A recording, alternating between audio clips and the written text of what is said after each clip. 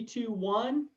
This is Dean with the Two Party Podcast, and I'm on here with Patricia Moffat, and she's got a book that she authored. It's called She Turned Her Head Away, an Adoption Memoir. And it's on Amazon, which is where I'm looking at my other screen, and you can get it there. She's here to tell us a little bit about herself, tell us a little bit about her background, and then she's going to tell us about the book, and we'll dive into that a little bit later. So Patricia, go ahead. You have the floor. Thank you, Dean. Thank you very much for having me on and being interested in my story. I hope that there are people out there listening who have connections to adoptions, whether they were adopted as kids like I was, or whether they've given children up to adoption as my birth mother did, or whether they have adopted children like my mom and dad did. So I grew up in Northern California in Ukiah. It was a nice little town. Being adopted wasn't such an unusual thing in our town. My brother and I were both adopted, and our best friends down the street were, and our cousins in faraway Washington, D.C. were also adopted. So it sort of seemed kind of normal.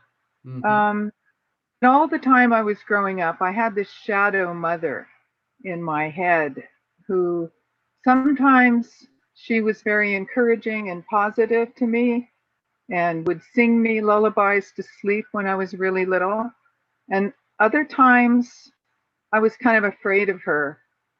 You know, adopted children are usually told the story that they were chosen, that their parents really wanted them and picked them out from a whole room full of babies, and they were lucky. But you see, that shadow mother in my background and in my head had not chosen me. She'd chosen to give me away. Right. And so no matter how happy your childhood is or how close to your parents, there's still something very odd and negative at the beginning of your life. Now, this isn't to suggest that everybody who is adopted decides to go searching for birth mothers and fathers like I did. Some people just don't want to deal with it. But this book is the story of my life, what it was like for me being adopted, why I decided to search, the search itself, and finding my birth family. And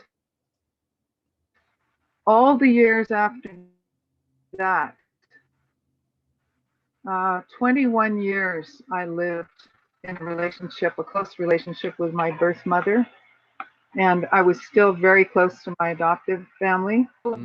People have written memoirs about adoption and searching. Yeah. But what's unusual about mine is that it continues for so long, until after both of my mothers have died, and gives me a chance to resolve questions and figure out what in the heck was going on in my life. Right. So I'm hoping that, you see, when I started searching in 1977, see, longer than you've been alive, maybe. I was going to say that was a year after I was born. So I was born in 76. Oh, well, my daughter was born in 76. Yeah. Anyway, there were not very many books at all written about searching, and it was just getting started. And I just ate up whatever I could find, which wasn't much. When you're thinking about searching or finding out who you are, who you came from, it really helps to have other people's experiences that you can learn about and compare to your own feelings and your experience. So I'm hoping that this book will speak to people who are in the position I was in 1976, thinking about searching what to do, and especially, will this hurt my adopted parents? Right. And how do I do that? You know, the memoirs that are out there, I've read quite a few of them. A lot tend to be self-published, which is fine. but they don't go far enough. So you see how the story all turned out. And they often give short shrift to the adoptive family. Right. Um, and in my case, that was a really difficult thing, was getting my adoptive mother to understand what I was doing and why. Yeah. Yeah. And So, one of the things I think is interesting, and I have a lot of friends that have been through the adoption process, grew up, didn't know their whole parents. I had friends that their adoptive parents never told them they were adopted until they were like teenagers, and then that was the time to tell them.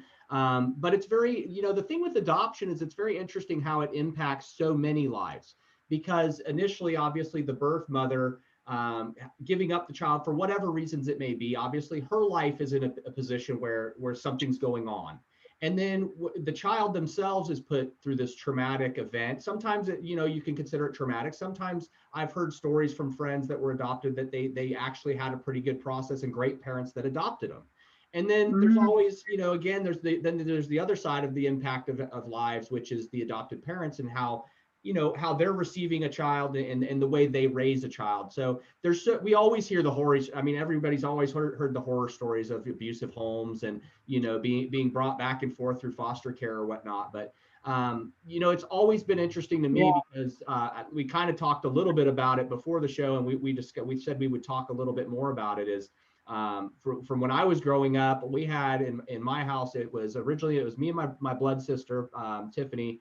I had a stepbrother and sister, Holly and Ken. And then we had several step siblings, as well as my mother, she was at the time stay at home. It was a very abusive, very, very dysfunctional situation when we were kids. But my mother loved kids. And so she started adopting kids as much as she could. Every kid she could find in an abusive situation, every kid she could drag away from those situations. And there was one in particular that always stood out that to this day, I followed up, tried to get in touch with, but have not been able to really successfully communicate with her. And her name was Christy, and she was from a very abusive home. She was removed from the parents and put with her grandmother. At the time she was placed with her grandmother was abusive, sexually as well as physically to her, and emotionally. And that's how my mom ended up coming about getting Christy in our home. And this girl was I think I was about 5, honestly, at the time. I was maybe about 4 or 5. And Christy was older than me. I think she was maybe 6 or 7, if I remember correctly. But I just remember, I remember her vividly playing with her all the time. But I remember vividly that she was also always in trouble because of her trauma. She expressed it onto others. And so her trauma, her sexual abuse, she would put off to my brothers and sisters. She was very mean, to the point of, it was almost like a little, crazy little kid, children of the corn almost at times, because she was very, very deviant. And but my mother and all of us loved her very much. When she got to our home, we took her in, we cared for her. We knew there was problems. Even at my young age, I knew my mom had that discussion with all of us that, she's coming from a broken home. We all got to just love her as much as we can. And we did. And it finally came to the point where her grandmother, my mother and father started going through the process of divorce. And so the grandmother decided that she was losing money by not having the child in her home. And amongst my mother and father divorcing, the grandmother decides she wants the kid back because she wants to have a paycheck. And unfortunately, the state sided with her. And so she was removed from our home. And I have followed up, like I was first going off talking about, is like how this affects lives.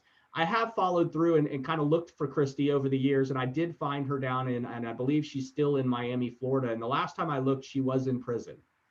And and when I look through the records, I see, I look up her name and I look up the records, and I just see a long history where you can tell her life spiraled out of control the same way it did as she was young, because she has lots of drug charges, lots of obvious addiction and stuff like that, but other things that were just went down a path that was almost reflective of her childhood.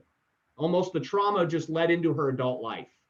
Yeah, it sounds like the acting out that she did was more because of her original family Hmm. than it was because of your parents. They must have been fostering her rather than adopting Yeah, her. at the time, that's we took her in for fostering as a, I believe at the time my mom stepped in as a protective parent, is what they called it at the time. So she was basically Yeah, removing her from a dangerous yeah. situation, and that was kind of how we ended up with custody of her. I've heard it often said by social workers and whatnot that children who are adopted tend to act out in two main ways.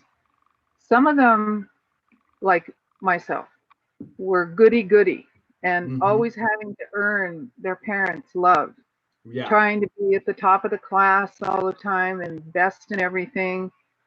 It's very stressful to have to do that. But it's almost having an come extra across, weight put on you. yeah, you come across as the good Hmm. adoptee.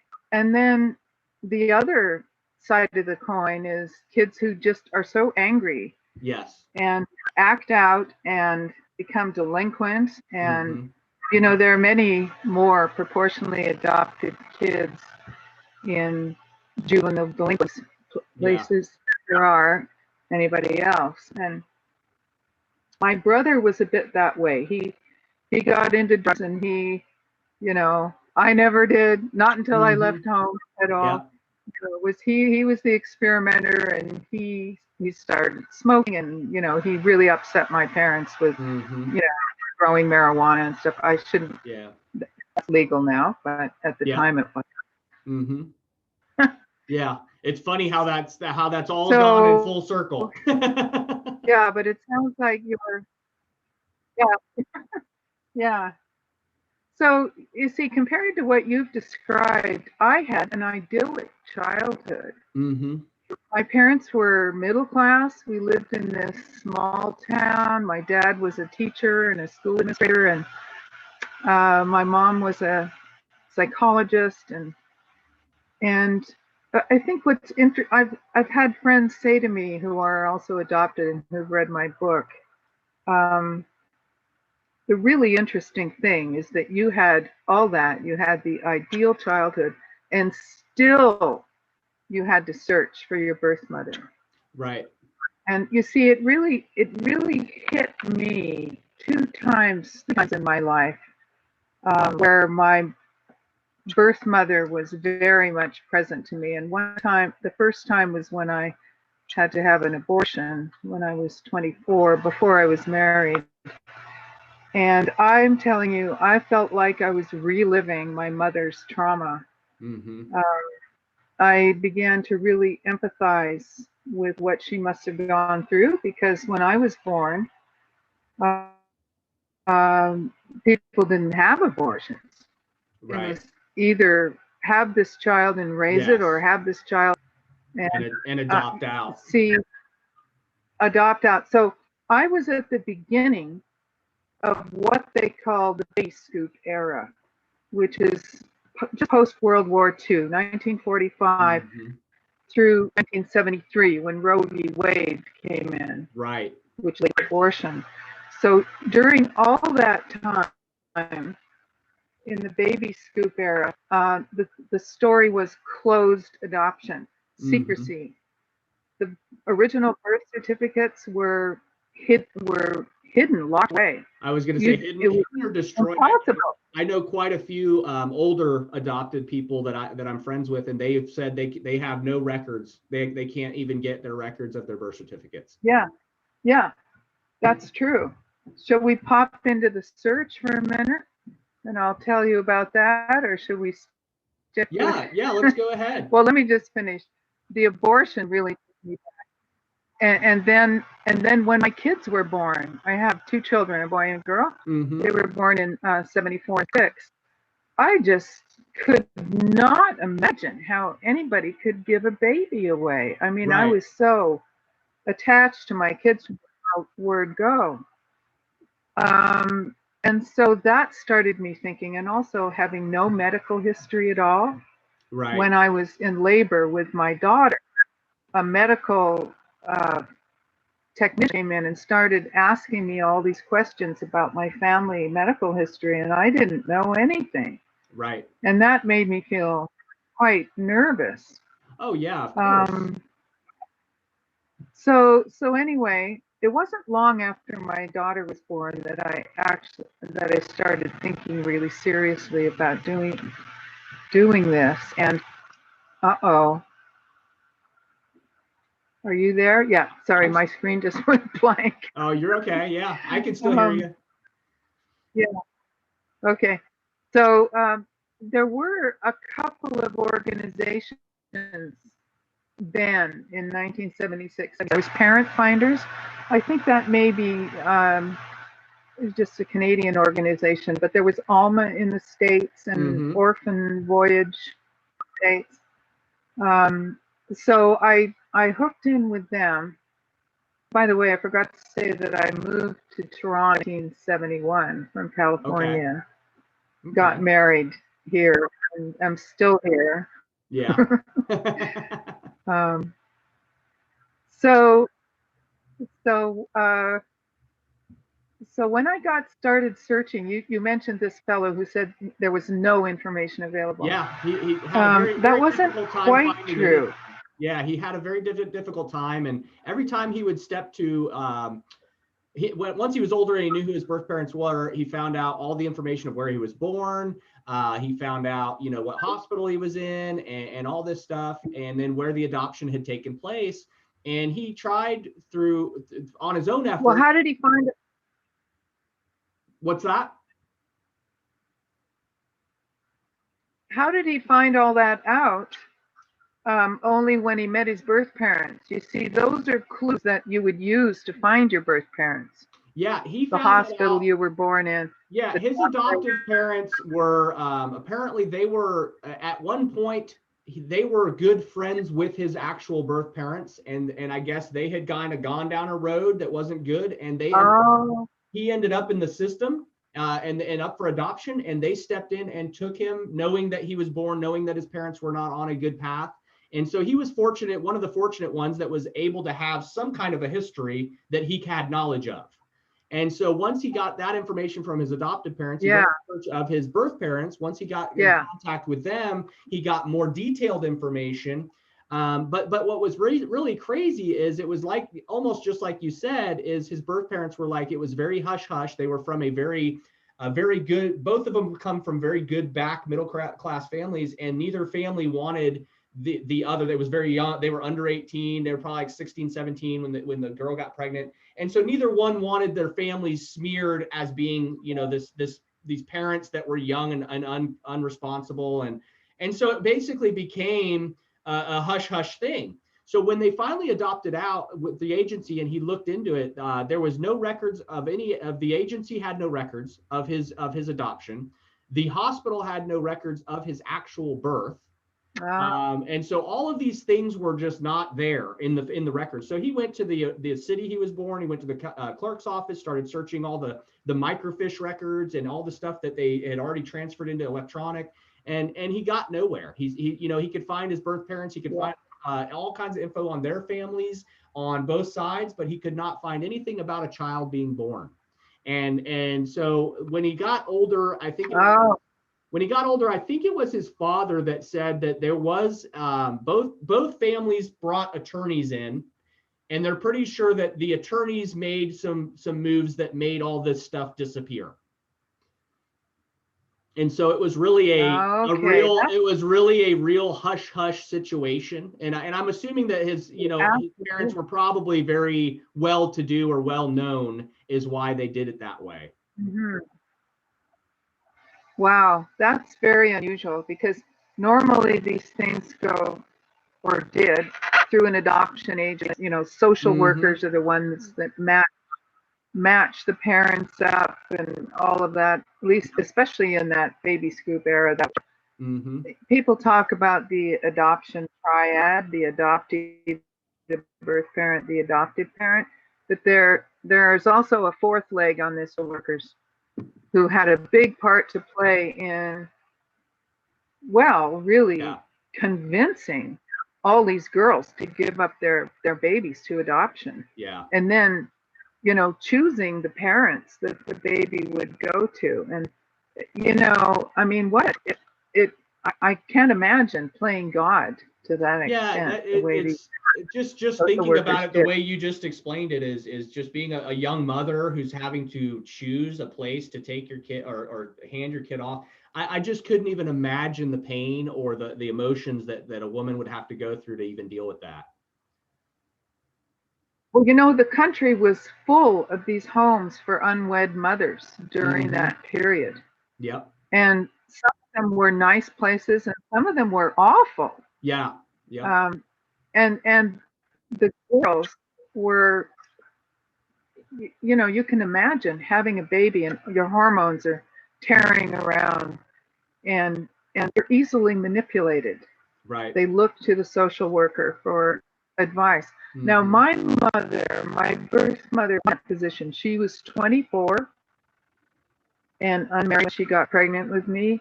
And it was right at the end of the war. So she wore a wedding band and pretended that her husband was still overseas. Right. And continued working. She would also until she started to show, and then she was a waitress. So she didn't go to one of those maternity homes. And the social workers who interviewed her at the adoption agency when she turned up said that she was very well-spoken and confident, and she knew this is what she needed to do. She wasn't panicked or in tears about it. Right. So in that respect, my mother was a bit out of the norm. Because normally you think, oh, 15, 16-year-old kids giving up babies. That would be a anyway, huge back to emotional the impact. searching. Yeah, that they never get over. Yeah. I would imagine that's a lifelong trauma. I mean, that's something you're going to relive in your head. Yeah. Did I do the right thing? Did I not do the right thing? Why did I do that? I mean, to me, it seems like that would put not just the trauma of it, but the guilt. As a mother giving up a child, I'm sure there's just such a heavy burden of guilt. Well, yes, and my mother went on to have 3 other children when she was married, and I think she felt it then more. I think she blocked it out when she was actually going through it. We did talk quite a lot about this. Yeah. But you never get over it. And the other thing that was interesting, when I was a kid, see, I was born in San Francisco. Yeah. But grew up in Ukiah, this little town in Northern California. So whenever we went to San Francisco, I was always searching looking for somebody who looked like my mother, my birth mother. And I found out that she did the same thing. Whenever she went to San Francisco, she was actually, she would look at children that would be the age that I was. And she went through the same trauma. Yeah. So anyway, the search. I was very fortunate in that I knew my mother's name. I knew her last name because somebody had, by mistake, written baby Metcalf on a form that the adoption agency gave to my parents. The handwriting was a scrawl, and my whole life I thought the name was Mel Cody. But when I really started to get serious about searching, I studied it really carefully, and a friend did the same, and my husband at the time did the same, and we all came up with the name Metcalf. So that was a huge boost. Yeah. Most people have no idea, at least from the closed system. Have no idea what their birth names were. And on my amended birth certificate, which is the fiction, the name of the doctor who delivered me. They couldn't fudge that. So I used that.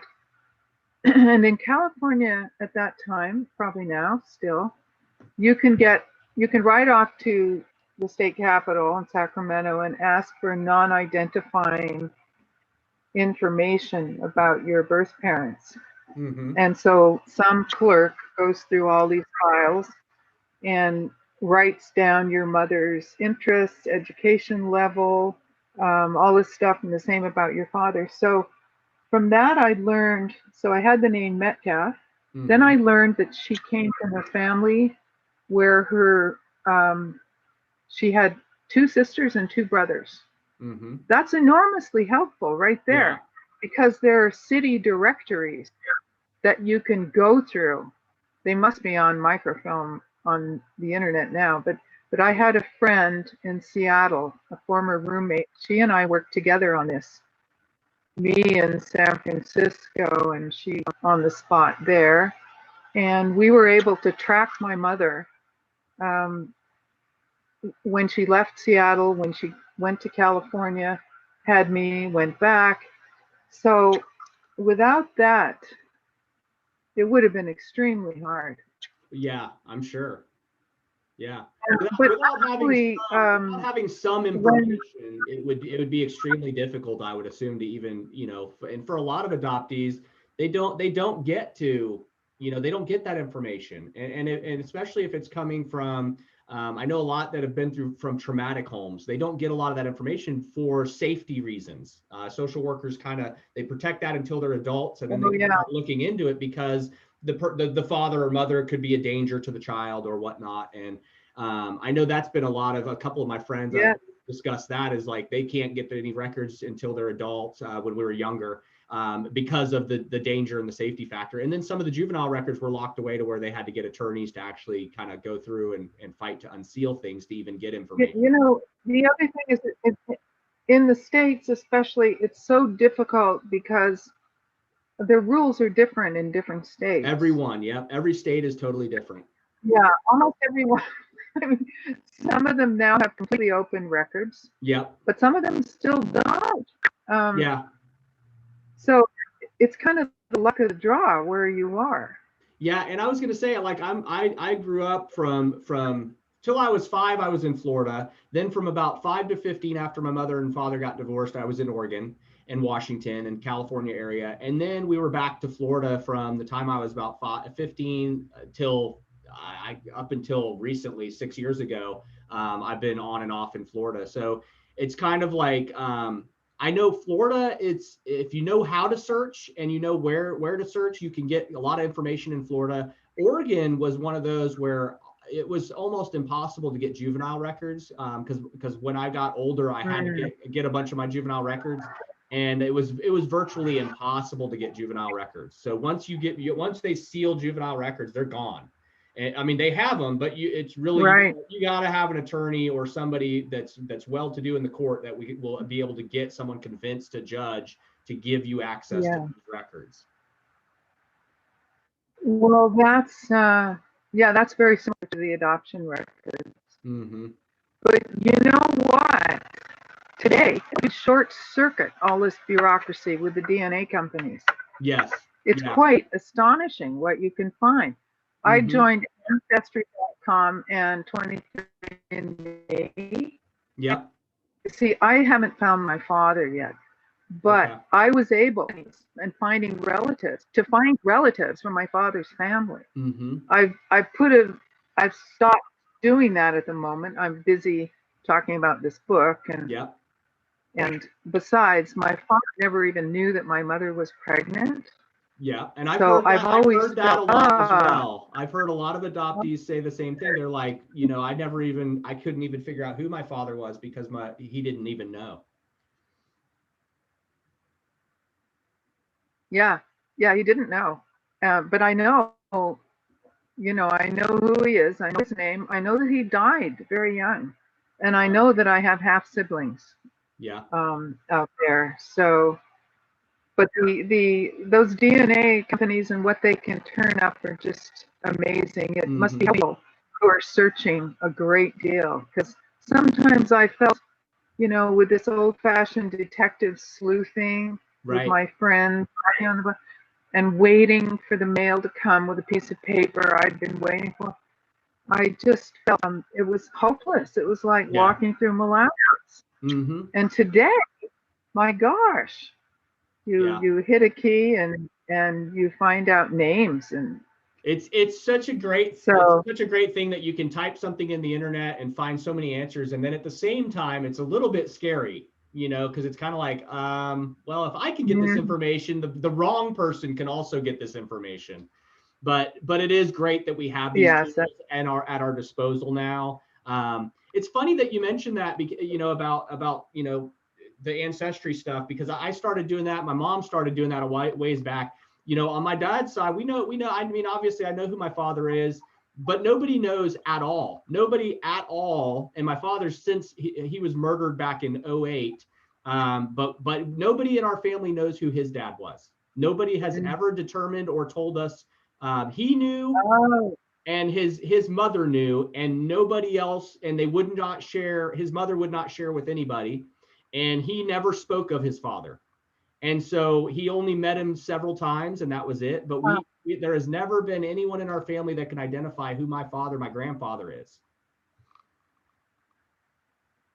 That's, I think that's very disturbing to the kids who come after, to you. Yeah, My son really wants me to find out a lot more about my father. He wants to know who his grandfather is. yeah, yeah. And I It, think, and you that was know, always kind of my thing, was like, who is my grandfather? Was he, my dad took a bad path in life. And so it was like, is my grandfather similar to my dad in the nature that he took on, or is my grandfather a good man? Or how many grandkids did he have?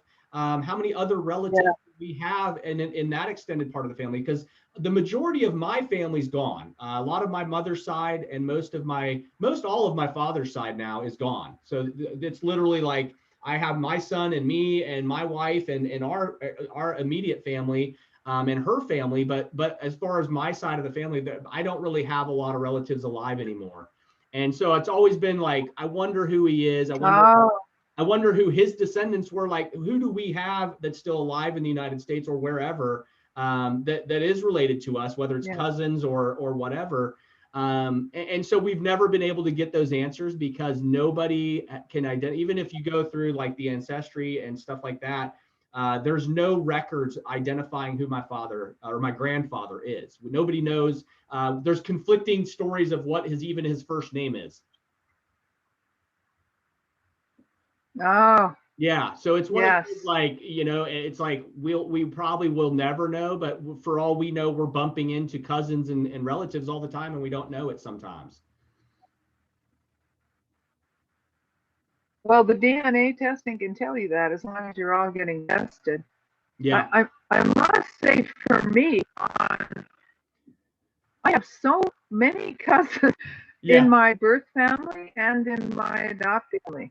It's been I just met a cousin I like very much just mm-hmm, a year ago in Portland, yeah, and she is my birth mother's cousin's daughter, and we've really hit it off. And even now, all those years after 44 years after I found my mother, I'm still discovering family. mm-hmm, I want to say something about my adopted mother.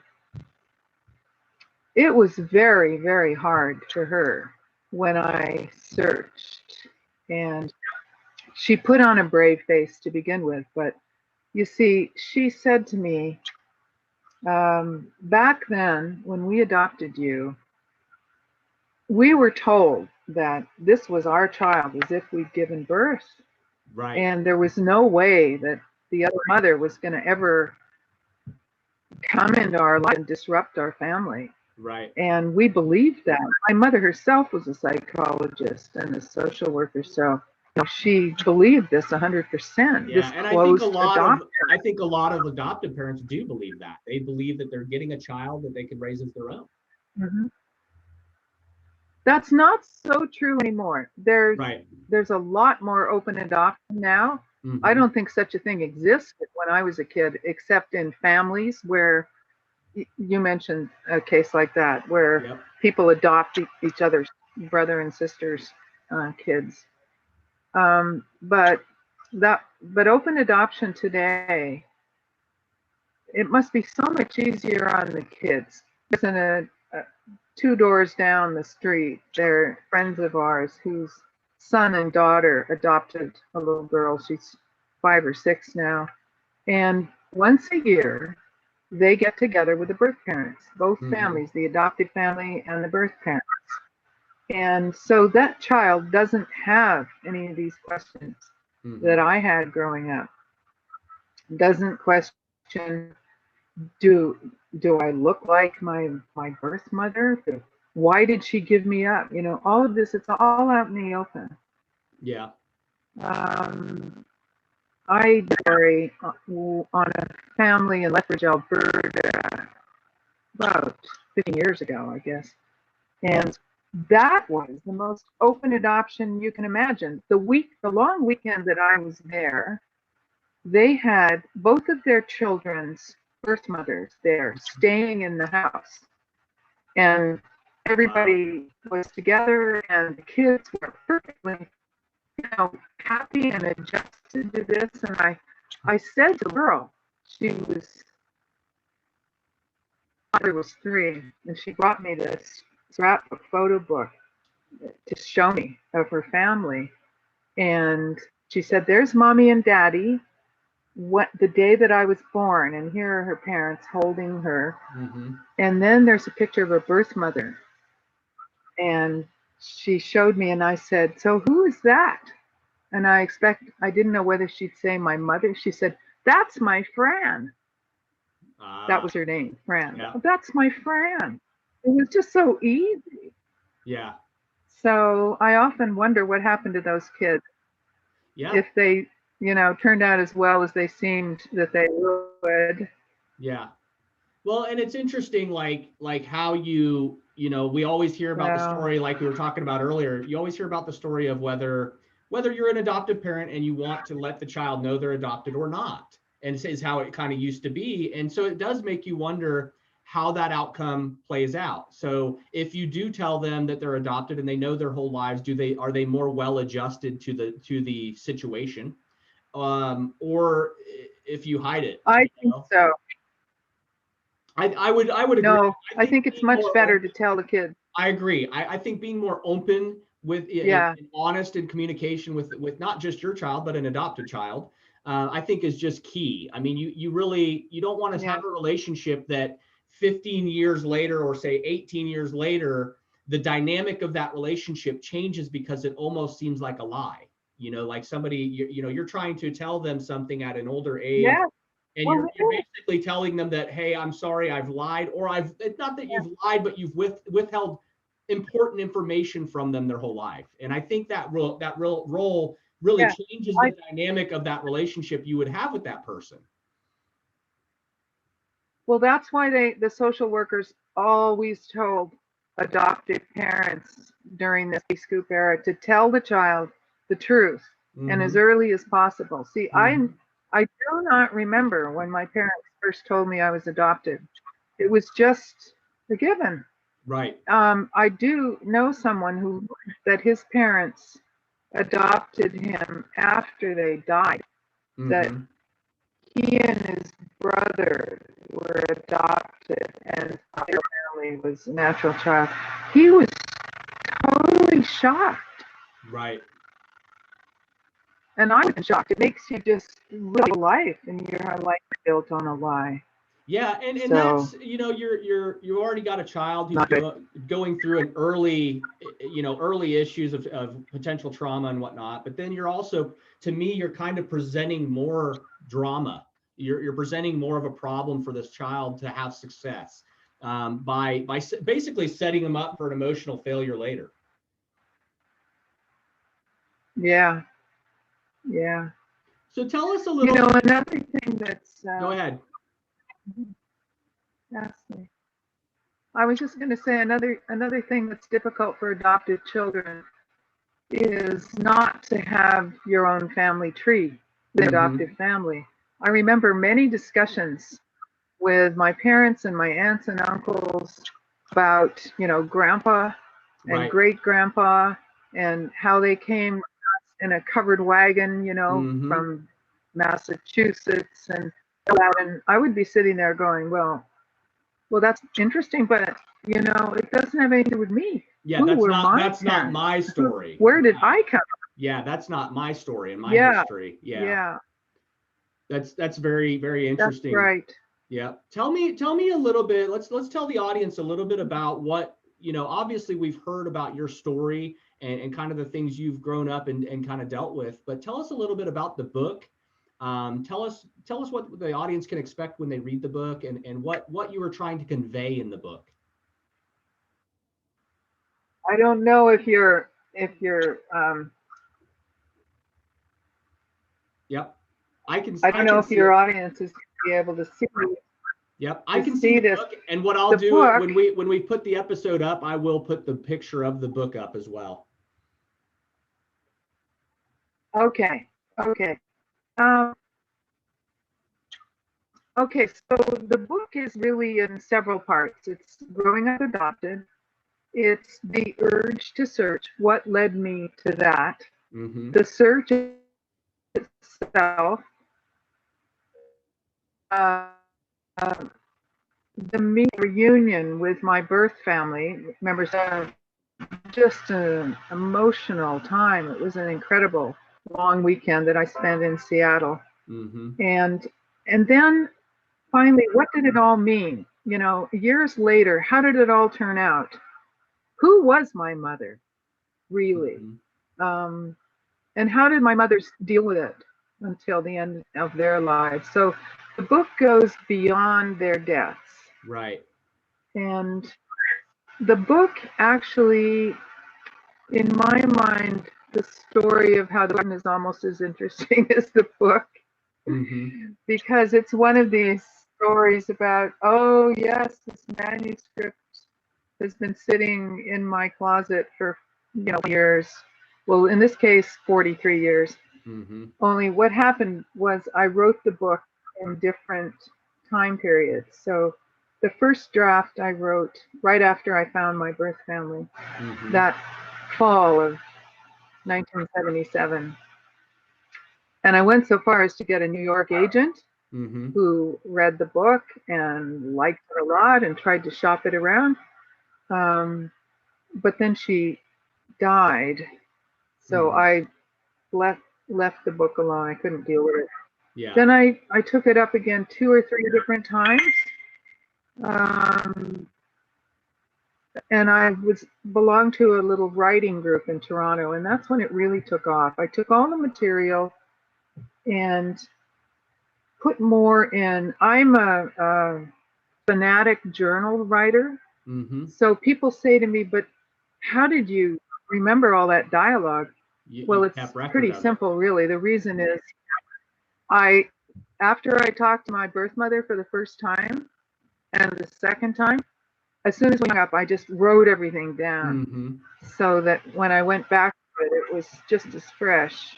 Yeah. Well, it's interesting you Um, mentioned about this being, a 43-year journey of basically writing and memoir. mhm. And so what's interesting about that is obviously your life has changed different avenues throughout 43 years. So we're actually getting to see, I guess, your perspective on all of this from different parts and different positions in your life where you were on your journey in life. So I think that's to me, that That, stands out as very interesting that we get to see from how your mind state was from the period of when you met your birth mother to the time period of, like you said, yeah. after her dying, you're still bringing a message and a perspective. And I think that's very interesting. The really interesting thing about a memoir like this, that is a lifelong memoir, Mm-hmm. is that when you go back on it, you meet your earlier selves Yes. and you enter the mind state of that child Mm-hmm. or that all over again. Mm-hmm. I think memoir, whether you get it published or not, is a wonderful thing to do when you're evaluating your life. I mean, I'm at the age now for me to think about my life as a whole. What have I done? Mm-hmm. And memoir, I think everybody has a memoir in them. everybody has an interesting story to tell. They may be very different. I mean, what you've said about your life Mm-hmm. is so interesting. And a lot of people could relate to your experiences. So, yes, there's that about memoir writing that is very instructive. You learn a lot. Are you thinking I about, haven't said or too much about. are you thinking about or possibly pondering writing, or have you already started writing another book? I've got a couple of ideas going. I've got, um, I started a fictional thing about my grandfather's life, Mm-hmm. but that didn't really go anywhere. I'm still writing journals. I suspect someday I'll write another memoir. Right. Some Yeah. people can just go on writing memoirs. Yeah. I also work with my husband who has written 4 popular books. So we work together. And, Very good. when you're working on a book on black holes, it's Mm-hmm. kind of hard to start a novel, Yeah. although I would like to. Uh-huh. Yeah. But It's just the reunion, just want to yeah. say, if there are people listening to this who are going, oh, should I try to find my birth family? I just would say, don't give up. Mm-hmm. It is scary. You don't know what you're going to find. You don't know whether your mother's going to reject you again or welcome you. You Yeah. don't know until you try it. And I was just incredibly lucky to find a whole birth family that welcomed me. Right. And they were so kind, interested, and to be in a room of people, most of whom I was related to by blood, is for me never to have seen anyone I was related to by blood Right. until I had my children was just an incredible experience, and it still is. I'm still close to my birth sisters Mm-hmm. as I am to my adoptive brother. Yeah. Um, but go for it. If this is the core issue in your life, you know, go for it. Search. Yeah. That's what I would say to anybody who's worried. Yeah, and we talk a lot on the show, Two Party Podcast. We talk a lot about mental health. We talk a lot about, self-care, taking care of yourself. I remember again another friend of mine that I just remembered the situation where when I was younger, we were having a conversation. He ran away from home. He came over to my mom's house. All the kids that ran away from home always showed up at my mom's house because they knew my mom cared, and she knew that they all knew they could come to our house and they would get fed. They get if they needed a place to stay. She would contact their parents, let them know they didn't run away. They're here. They're with me. And so there was always that safety net with my mom. She was always just there for all my friends. But I do remember one of my friends running away one time, and he was adopted. And I remember him breaking down and crying, and he just felt worthless. He just felt like, my original parents just threw me away, and I'm stuck with these parents I don't like. And so we had this whole conversation where he just Yeah, had a meltdown. And my mom stepped in the room at that point. She yeah, had just got off work, and so she kind of came into the conversation. We had this whole discussion, and again, we talk a lot on the show about mental health. We talk a lot about anxiety, stress, suicide, all kinds of just different issues, because I'm a very, very big advocate on self-reflection. I'm a very big advocate on self-improvement. But my biggest thing is that I suffer from mental things and traumas from my childhood that I am still coping with. mm, And so that's why I like to use the show as a yeah, platform and to promote mental health awareness. But one of the things that I wanted to touch on that just, like I said, just came to mind is that instance where this kid just felt like he was nobody. He felt that, his original parents just tossed him away like trash. And I think it's important, especially coming from you and your book and your memoir, and what I'm hearing just having this conversation with you, I think it's important that we leave on a note that the audience understands that is not the case. That is not a valid, no matter what the situation of your birth parents giving you up or surrendering you to adoption or foster care or losing custody of you even.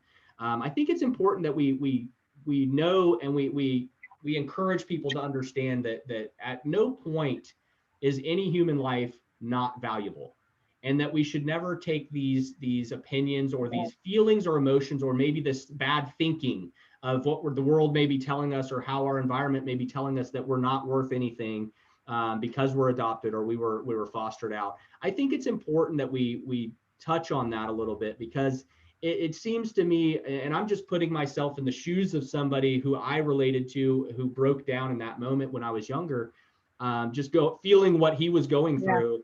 And I just feel that that can lead to so much harm already, just that feeling, that emotional abandonment, and then feeling like you're worthless. Yeah.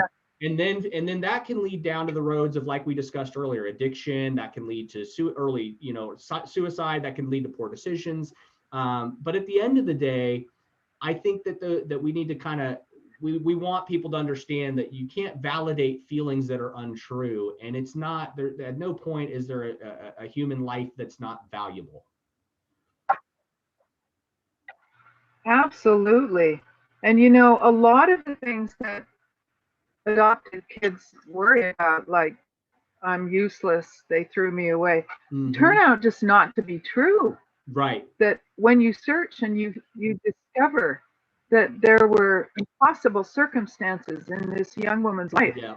It wasn't because she didn't love you or want to keep you. It's very healthy to find out the truth. Yeah. And even I think if the truth is not so good. I think it's still better. Yeah. And I think it's important sometimes for the child to know that, like you said, the circumstances may have happened that put them in this situation. However, they'll find out really quickly that it wasn't that they didn't want the child. It was that the circumstances did not allow for them to be able to give them a healthy, proper upbringing and in a safe environment. And sometimes that can be it. And you see, in my mother's case, she would have been a single mother. In 1945, that just wasn't done. Yeah. She would have been ostracized. Yeah. Or she could have given me to her parents who lived on a farm on Whidbey Island, but I don't know. I think she did the right thing, quite honestly. Yeah. She gave me to parents who really, really wanted a child, who were so positive. I was going to say about the self-esteem thing, adoptive parents have a huge role to play in helping with those self-esteem problems, because it does help to hear that you were chosen. Yeah. You weren't just thrown away, you were also chosen. Yep. And life is not black or white. So yeah, well, my adopted brother has some problems. He has PTSD. And I've been wondering whether it might be due just to the trauma of being adopted. Yeah. There's an author and psychotherapist, Nancy Verrier. She writes a lot about the trauma of the child who's given up, the child that is taken from their mother. Back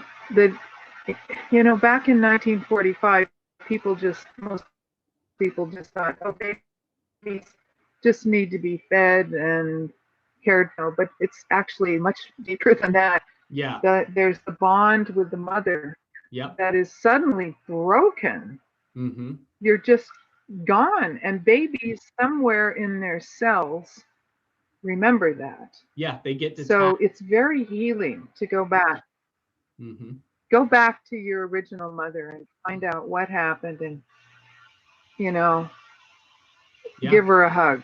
Yeah, and I would 100% agree. I know there's lots of research out there that shows that the initial bond between birth and a certain period, basically the first year of life for a child, is one of the most nurturing and one of the most important time periods for any human. I mean, it's literally, and when that bond is broken, and that baby is not given an opportunity to have that loving, caring, nurturing from their mother, that there's been research that proves that it causes issues. It causes detachment. It causes children to behave differently as they grow older and progress because of that bond not being there. And like you said, it is in their mind, so even subconsciously, to the point where they know there was a detachment, there's an inside feeling that bond was never there.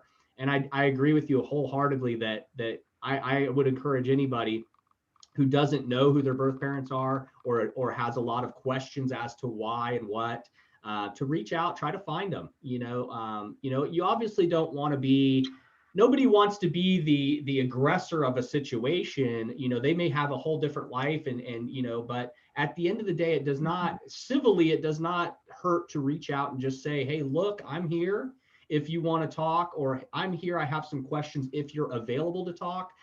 You obviously don't want to go, find out who your parents are, kick the front door in and say, here I am, what happened?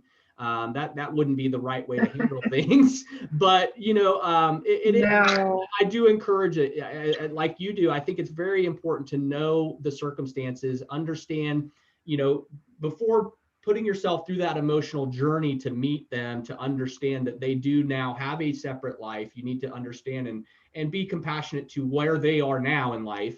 And then be receptive to where they were at the time of the adoption. Yes.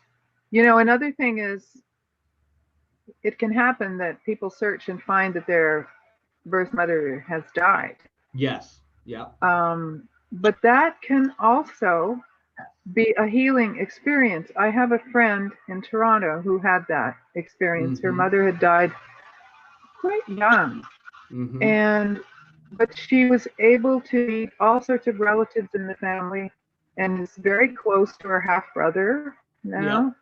Yeah. And I would think that would bring some kind of it's closure. Just made her feel much better about herself, knowing. Yeah. Yep. That's very interesting. And I think that, at the end of the day, I would want to, if my mother adopted me and I found out who she was and then found out she passed away, I think that would be a pertinent closure for me. I think, then I may still have some questions. There may still be unanswered things that I could not get from her mouth, but I do believe that it would give me some kind of closure of knowing that she's not just out there and I don't have to continue searching. Yes, exactly. And always wondering, where she is. Yep. So. Well, it's been great having you on here, Patricia. And once, real quick, tell us again the name of the book and where we can find it. Okay. The book is She Turned Her Head Away, and it's on Amazon. Or it can be ordered from the publisher, Crow's Nest. Okay. I just wanted to say something about the title. Yep. She Turned Her Head Away. By the way, I have a dedicated email set up. If anybody wants to just chat with me, it's She Turned Her Head Away @gmail.com. Okay. The title refers to my birth mother. The moment I was born, a nurse held me up and said, "Here's your beautiful baby girl." And she just turned her head away because she couldn't stand to look at me because she was giving me up. So that's what she saw, that one look, and then she turned her head away. But as I finished the book, read the drafts, I realized it wasn't just about my birth mother. It was my adoptive mother as well. When she had a hysterectomy at 25 and was unable to have children, then was able to adopt me, she turned her head away from my past and my brother's past. And it was just full steam ahead on parenthood, and this is my child. Yeah. And I can even go so far as to say that I myself turned my head away from the importance of adoption in my life until after I had my own kids. I tried to pretend that it wasn't such a big deal, that it was just normal. I downplayed things. emotions mostly that would come up that I didn't understand. Yeah. So I was doing the same thing. So don't forget the name of the book. She turned her head away. Yep, for sure. We will when we get this all up and edited and ready to post this episode and air it, we will have the picture of the book so that the audience can be familiar with what the cover looks like, as well as the title. And then we'll, in the description, we will also put that in there. Good. Is there anything else you want to bring up or mention to The publisher, I think we've covered quite a lot of territory. It's been wonderful talking to you. For sure. I For sure. appreciate your input into the discussion, Yeah. not just asking questions. I appreciate you. I appreciate. It's been a real conversation. Yeah, and I appreciate you opening up and telling us your story and being vulnerable. Sometimes it's not easy for people to actually, be able to speak up about their personal their journey, and so I appreciate you coming on here and really letting the audience know who you are deeply and your past, and being able to talk about that. Well, I have twin grandsons who are 20, and one of them said to me, they've been reading the book. He said, "Grandma, you said all these personal things. How does it make you feel that you've written all these personal things?" And you know what? If you write a memoir that is boring down into the emotions of things in your life, it's got to be personal. You have to get over it.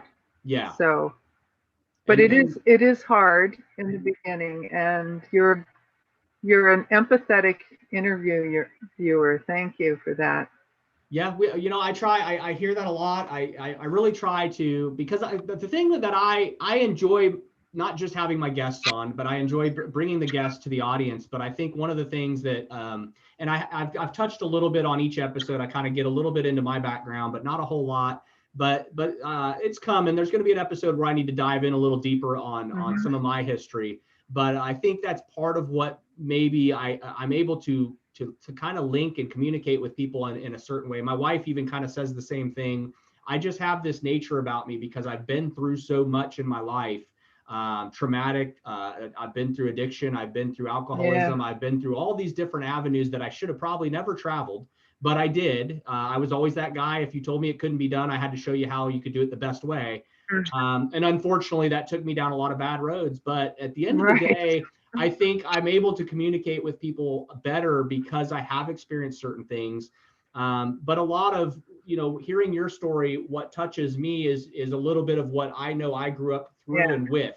So I can relate to it. And I think a lot of the guests I have on, whether I dive into my background at all, even in the interviews, is I think that they sometimes don't realize, and some do, that I'm 100% able to empathize with a lot of these situations, especially when it comes to abuse and a lot of emotional stuff. I've been in counseling probably, I know, over 18 years of my life. I've went through counseling from a child up, and really witnessed some really horrific stuff in my life, which I've fortunately, my mom was good enough to get me into counseling so that I was able to learn some good tools to cope, which is probably why I now push for a lot of mental health awareness and things, because it helped me get past these difficult choices I was making and bad choices I was making. And it helped me now I'll be 45 in February. So it's made me now at 45 to be able to offer some advice to people, whether they take it or not is their choice. But also just to give this, an opportunity to use Two Party Podcast as a platform, to hopefully help one person, and that's my biggest journey right now in my life. Is I want to be able to give back, and it is about what my legacy is, but not in a lifelong legacy. I'm looking at my legacy each day. What can I do each day to impact somebody versus what is my life as a whole? And that's where nowadays I focus on today. How many people can I help or impact today versus how many people, if I were to focus on how many I can in my life, I'm going to have good days and bad days. But if I take each day and I say, today I'm going to go, when I go get gas in my truck at the store, I'm going to smile, compliment, or say hi, or hold a door for somebody. And to me, that can take one person out of who they are. They could be in a domestic abusive relationship. They could be going through bankruptcy, divorce, whatever it may be. And just that one moment where I'm able to connect with them, even if it's just at a gas station, even if it's just holding a door, even if it's just offering a smile, those are the things nowadays to me that are important. And so that's the legacy each That's day. a wonderful goal. Yep. And I think the world needs more of that, you know, and that's kind of why I promote that, is because I really feel that through me helping one person out there, I pray that it's able to help someone else. You're breaking up. It's getting hard to hear you. Are you there still?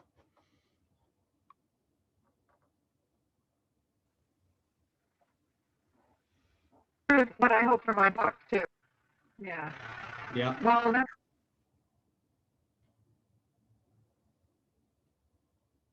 Well, I'm going to go ahead and close out. touched by what I've written, and yeah. that it will, help them with their own decisions and lives. Yeah. We're starting to break up though. Yeah, it is. It's getting the audio is getting pretty broken up. So I'm going to go ahead and say goodbye. Again, thank you for coming on. I hope to have you on in the future. I think You have a great day.